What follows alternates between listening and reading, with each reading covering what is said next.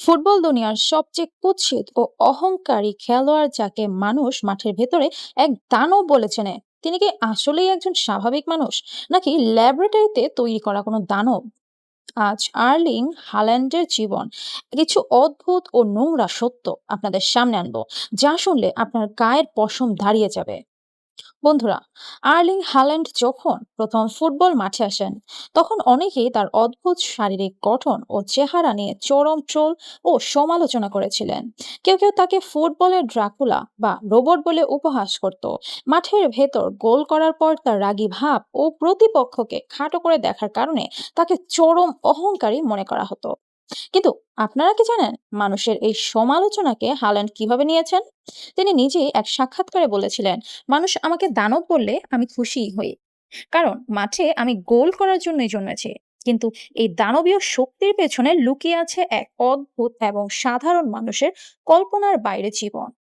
তিনি যা খান এবং যেভাবে ঘুমান, তা কোনো সাধারণ মানুষ শুনলে পাগল হয়ে যাবে। হালান্ডার এই অবিশ্বাস্য শক্তির পেছনে রয়েছে তার প্রতিদিনের প্রায় 6,000 ক্যালোরির এক অদ্ভুত ডায়েট। সাধারণ ফুটবলাররা যেখানে মেপে মেপে প্রোটিন খান, সেখানে হালান্ড প্রতিদিন গরুর কলিজা এবং হৃৎপিণ্ড কাঁচা বা আধা সেদ্ধ করে খান। তিনি যে পানি পান করেন তা সাধারণ কোনো পানি নয়, একটি বিশেষ ফিল্টারিং সিস্টেমের মাধ্যমে তৈরি করা কেমিক্যাল মুক্ত পানি। এমনকি তার ঘুমানোর নিয়ম শুনলে আপনি চমকে উঠবেন। ঘুমানোর 3 ঘন্টা আগে তিনি চোখে একটি বিশেষ ব্লু লাইট ব্লকিং চশমা পরেন, যেন কোনো কৃত্রিম আলো তার চোখে না লাগে।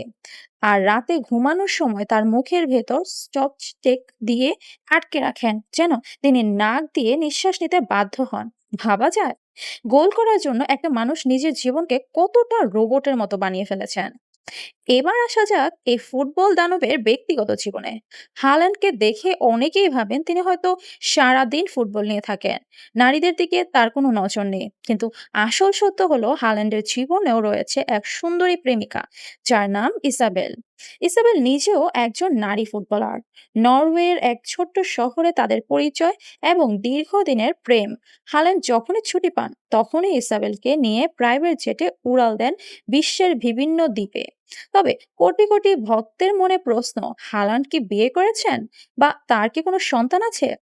আসল নিউজ হলো হাল্যান্ড এখনো বিয়ে করেননি এবং তার কোনো বাচ্চা নেই।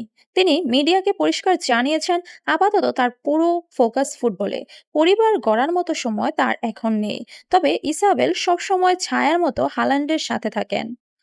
ম্যানচেস্টার সিটির হয়ে খেলা এই তরুণ ফুটবলারের বর্তমান সম্পত্তির পরিমাণ জানলে আপনার মাথা ঘুরে যাবে। প্রতি সপ্তাহে হাল্যান্ড প্রায় 8.5 কোটি টাকা বেতন পান। মাত্র 26 বছর বয়সের মধ্যেই তিনি হাজার কোটি টাকার মালিক হয়ে গেছেন।